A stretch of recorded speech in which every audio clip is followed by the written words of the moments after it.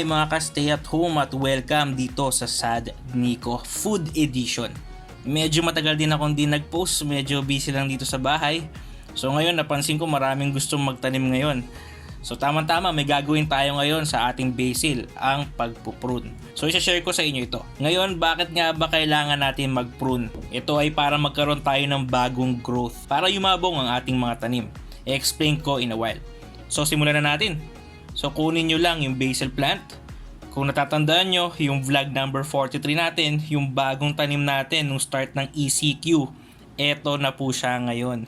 So kung nag-start po kayong magtanim noon, kahit papaano may aanihin na po kayo ngayon. Anyways, medyo late na po itong pagpuprune ito. Dapat at least last week pa dahil mataas na siya. Pero okay lang since itatanim ko ulit yung pinagputulan nito. Para in the long run, marami tayong mga harvest na basil. So yung nakikita yung dalawang sanga na ito, dito natin puputulin yung branch para kumapal pa yung basil natin.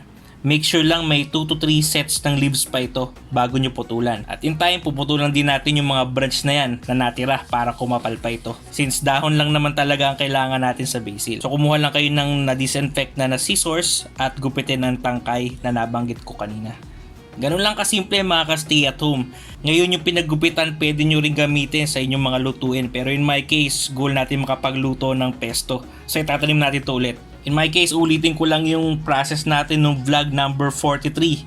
Kung di pa nyo napanood, panoorin nyo rin po para sa konting kalaman.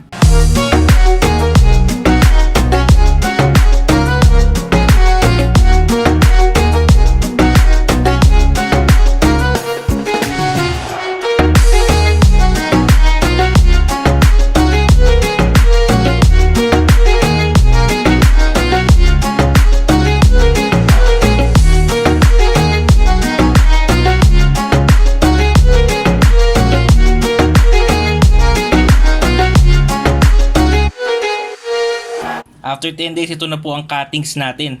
Marami-rami na rin itong ugat at mukhang healthy naman ang dahon nito.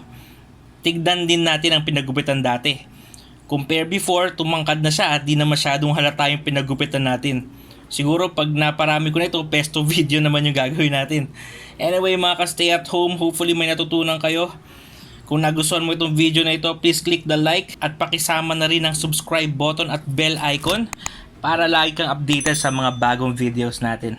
Again, I'm Nico. This is Sad Nico. Stay safe. God bless. Peace.